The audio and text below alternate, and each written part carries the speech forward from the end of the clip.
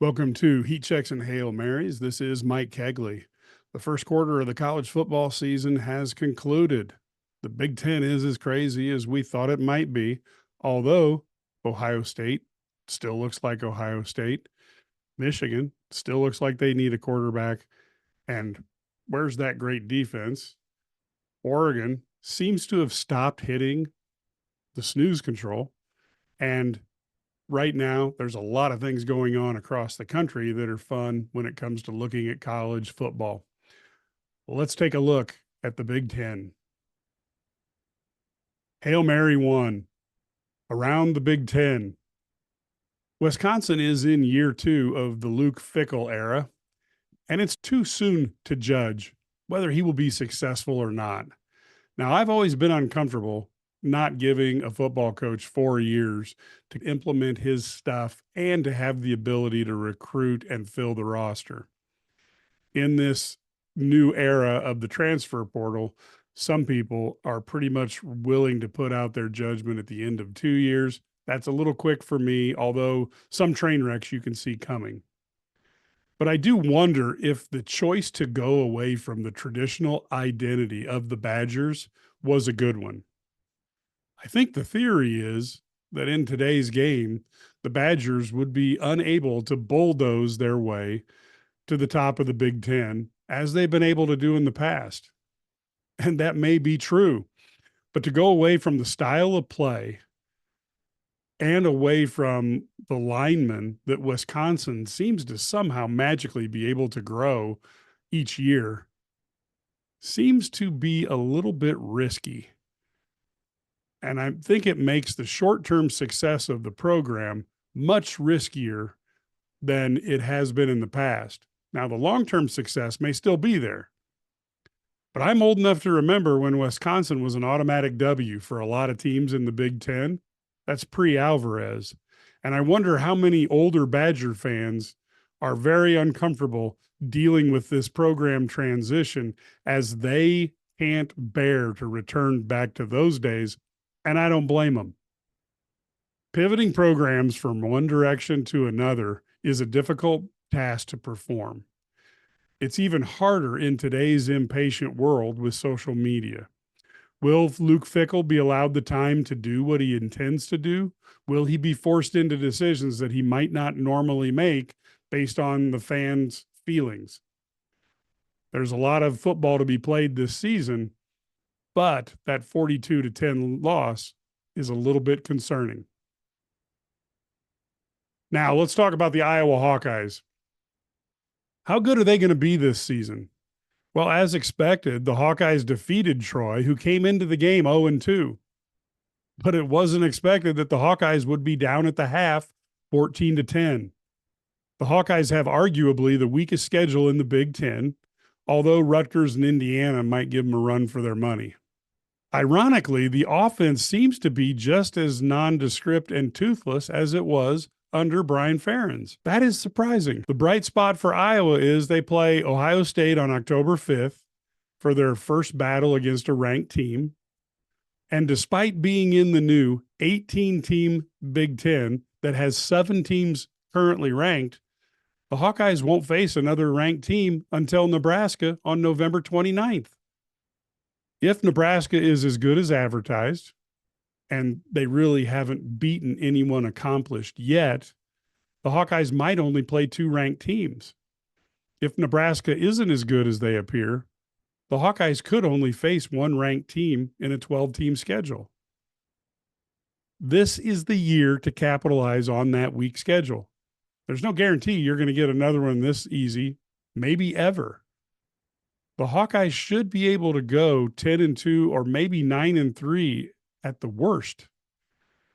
But if their offense remains incompetent, it really makes one wonder what the ceiling is on the Hawkeye season. Somehow Kirk Ferentz is going to have to figure out how to play offense. You can't have yet another season wasted.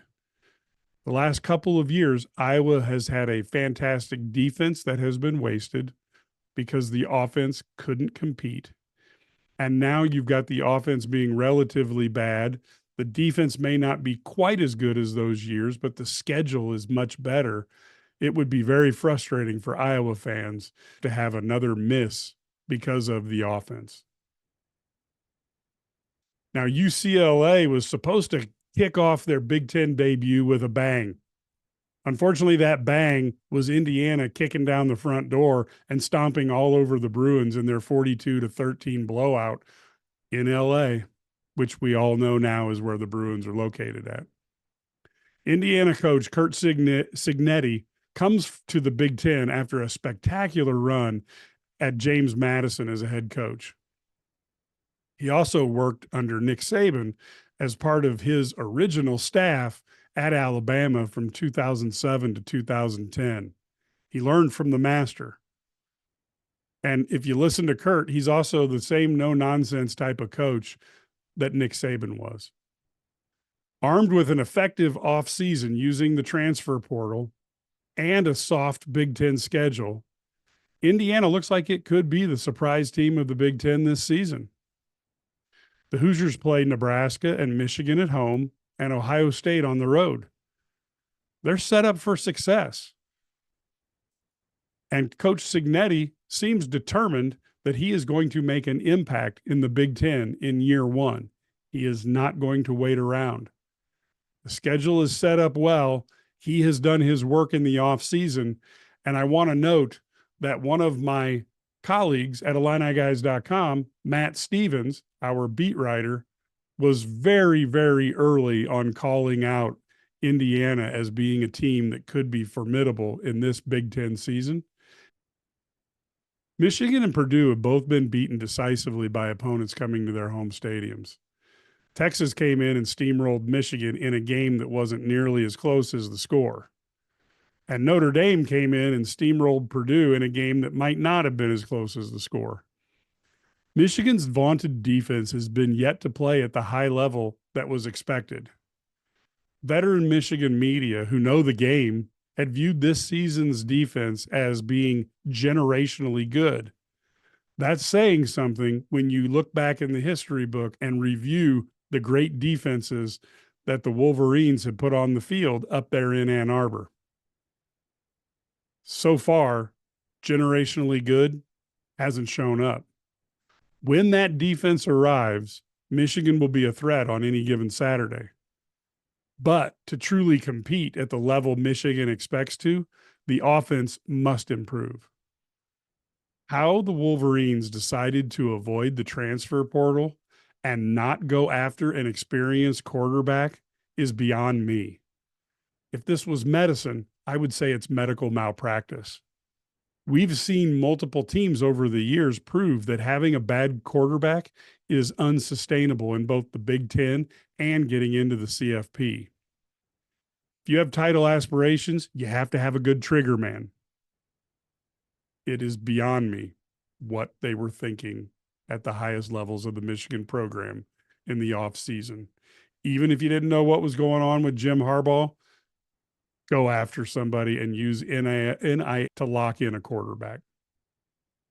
On the other hand, Purdue was expected to be bad. But I don't know that anybody thought they would lose 66-7 to a Notre Dame team that lost to NIU. That is just crazy that Purdue struggled that much on their home field. Ryan Walters has a lot to fix with his Purdue team, and the Big Ten didn't make it any simpler. They didn't give him a schedule like Indiana, Rutgers, or Iowa had. At some point, he's going to have to figure out, how do you win with a tough schedule and a team that apparently isn't as good as what you would hope it is? Well, that's what happens when you get the big check and you're in the Big Ten as a head coach. Sometimes it's awfully, awfully tough how they earn their paychecks. Red Grange wasn't just a football player, he was a legend. Discover the untold story of Illini great Red Grange in a new novel by Doug Vilhard called The Golden Age of Red. This captivating book takes you back to the 1920s when a humble young Illinois player transformed into the galloping ghost and electrified the nation. Get your copy of The Golden Age of Red by Doug Vilhard today. Available on Amazon and wherever books are sold. Hail Mary number 2. Successful teams do the things that make them successful. A long time ago in the business world, a mentor of mine told me I must always remember that successful people do the things that make them successful. When I first heard that, I thought that was a bit of nonsense that sounded semi-intellectual, kind of a word salad that didn't mean much. Years later, after I had a chance to hire, manage, and work with different people, I actually understood what he meant, and now I realize that that truly is a thought to live by. The reason some people are successful isn't just because of genetic advantages. It isn't just a player isn't a great football player just because they're faster than everybody else. That may be a component. But to be truly successful, you have to do the habits that are done by successful people or successful teams. So in any field where you have to build skills and knowledge, a person needs talent. That's certainly true. But they also need dedication. They need intelligence. They need intellectual curiosity. They need a work ethic to be successful. You don't see that behavior in people who don't meet their goals. And teams are the same way. If you want a successful team, one of the things that they do to demonstrate their success is they go on the road and they win big games. They find ways to beat ranked teams, whether at home or on the road. Let's take a look at great teams of the Illini past, because there aren't a lot to look at. But when you go back in time, such as the 2007 team, they beat number 21 Penn State 27-20 and number 5 Wisconsin 31-26, both at home in Memorial Stadium. But that same Illini team also went on to defeat number 1 Ohio State 28-21 on the road. Teams that are successful find a way to beat ranked teams both at home and on the road. Now, Illinois plays Nebraska this week. Both teams are ranked in the top 25. Both teams are looking for that season that allows them to move up in the Big Ten rankings. Whether Nebraska or Illinois wins, this is not a season-ending game. There's no must-win situation on the line. But this does provide both Illinois and Nebraska the opportunity to put their stamp on this season. And one of the ways you demonstrate your greatness is beating other ranked teams. To do that, this week, these teams are going to have to focus on the task at hand, play in front of a massive crowd. It'll be hostile to the Illini. It'll be supportive for the Cornhuskers. They'll be on national TV. And a matchup like this in the Big Ten will draw a lot of eyes. And they need to beat another ranked team to prove their worth. The fact that Illinois beat Kansas a few weeks ago is no longer important. It's just a footnote. The fact that Nebraska beat Colorado, it's over and done. Now they're going to that next step. With the Big Ten schedule, both teams will have a chance to go on the road and beat a ranked team. And both teams will have an opportunity to beat ranked teams at home.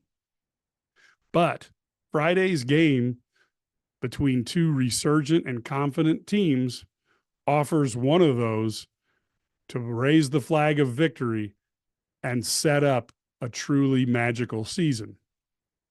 Will they have the discipline, the work ethic, and maybe a bit of nice to have good luck in the right moment? We will see which team can earn that. But what's so tough about the Big Ten is you have this opportunity. Can you capitalize on it? It's a pretty harsh reality because you either go out and beat a ranked team or they beat you. This Friday night, make sure you tune in to Illinois at Nebraska.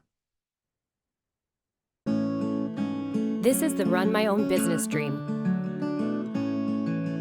This is the colleges paid for dream. This is the retire early dream. This is Busey, where your dreams and possibilities become moments through through trusted guidance and expertise, through lifelong relationships. Because we're here to help you achieve the life you've always envisioned. Hail Mary number 3, let's go around the country. Both Georgia and Alabama have bye weeks next week. They obviously are preparing for their massive September 28th showdown at Alabama. Boy, is it a lucky coincidence that they're both open the week before this game. But I guess it saves us from the excuse making if one team had to play and the other team had a week off. And it is nice to not have to have that excuse. We'll see if momentum means much of anything. Georgia needed what I felt was a poor decision by Mark Stoops to punt the ball with approximately 3 minutes left and then allow Georgia to run out the clock. Now, I realize Kentucky's defense had played well, but I'm a big believer that when you're within a field goal of a team, you don't kick the ball away, especially when you're not deep in your own territory. I think you have to try for the win. Clearly, if they had played as good of defense as they had played for most of the evening, they would have gotten a punt and then had some timeouts and been able to potentially go downfield and win the game. Didn't work out that way. I would have been much more offensive minded. That's why I'm not a head coach.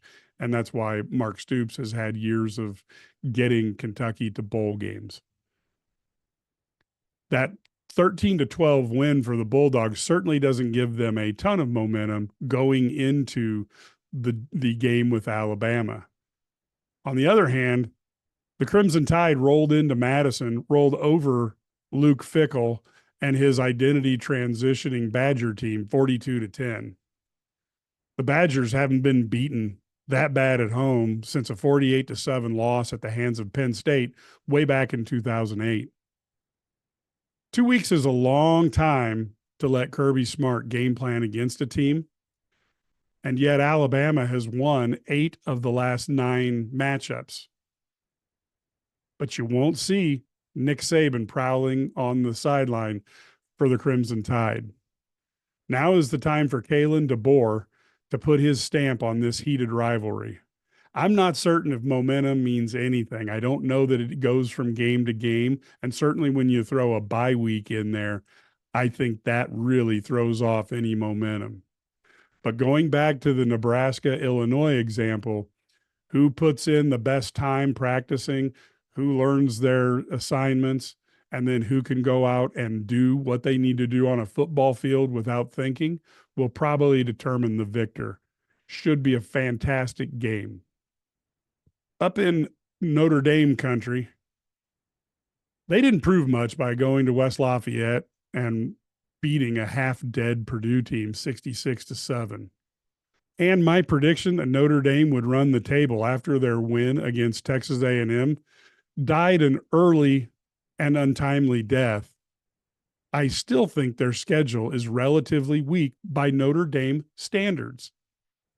USC looks like they could be a real challenge. With a new defensive coordinator, Lincoln Riley must be wondering why he didn't try that years ago. They're hitting like we haven't seen before. And of course, they also play Louisville, and Louisville's a ranked team. But Florida State isn't very good, which means Notre Dame really has a schedule, as it looks right now, of 2 tough games remaining in this college football season. If Marcus Freeman can find a way to avoid those confounding head-shaking upsets that Notre Dame has come accustomed to having under his tenure, they should be able to come close to running the table. And at 10-2, they will have an outside chance of making the college football playoff. There's no reason to count the Irish out right now. And somehow I think they will be in the mix at the end of the year. Going down to Florida State and Florida, these 2 teams continue to prove one thing. Just because your college is in the state of Florida and that there's a ton of high school talent who will play for you doesn't guarantee success. Florida State is in a fog. And I believe that this season will be dissected by those trying to cover the team as they seek to understand what happened to this team that looked to have such a bright future. Yeah, it's easy to blame everything on the quarterback, and some of the blame should be on the quarterback. But there is a lot going on behind the scenes that must really be a doozy, as this Florida State team has the physical talent that just about every team in the country would love to have on their roster, and yet they're 0-3. Normally, I would say that FSU will get their mojo back against Cal next Saturday. But Cal defeating Auburn has totally thrown off my bad-o-meter. I'm not certain what's going to happen with that game. And I'm also wondering if the Big Ten is now saying, well, maybe Cal and Stanford would have been a good add to the Big Ten. Meanwhile, Florida has the toughest schedule ever seen over the last 7 weeks, playing at ranked Tennessee versus Kentucky versus Georgia versus Texas versus LSU versus Ole Miss, and finishing up at Florida State, which looked like a really hard game. Now it looks like the easy game. Billy Napier and his Gators really needed to go 5-0 or 4-1 heading into that meat grinder to have a chance at saving his job. Right now they're 1-2. Their only good fortune is they play against struggling Mississippi State and UCF. The Gators could be 3-2 going into that 7-game stretch. But I don't know that I see a future that has Billy Napier as the head coach of the Gators after December 1st. For me, this hasn't changed since the day we saw the Florida schedule. I do believe that Billy Napier is a good coach. He had opportunities during the first couple of years of his tenure. They didn't capitalize on them. And when you don't get the confidence and the faith of the fan base at a school that has been good in the past, when you do truly stumble, there will be no fans there to catch you. And I feel like he is in a position now where it's almost like playing out the string. And unfortunately for Billy Napier, Nick Saban is no longer running the head coach's rehabilitation club that he had going at Alabama. I do think Billy Napier will come back and be a head coach of a team and probably be successful based on some of the experiences that he has learned from at Florida. But I don't know that he will ever be successful at Florida. Thanks so much for listening. If you enjoyed this, you can always find more content at bigsportsradio.com and at IlliniGuys.com. If you enjoy this, please check out our 2 radio shows, Big Sports Radio, which is a weekly 2-hour Big Ten-centric radio show, and Illini Guys Sports Spectacular, which is a weekly 2-hour Illini-centric radio show. You can find those at any podcast distributor. Please go ahead and subscribe. Make sure you get that delivered to you and you don't have to worry about missing an episode. And you can go on to our IlliniGuys.com channel on YouTube, and you have the opportunity to get clips from those shows on a weekly basis there as well. But again, thank you so much for listening. Have a good day and keep moving forward.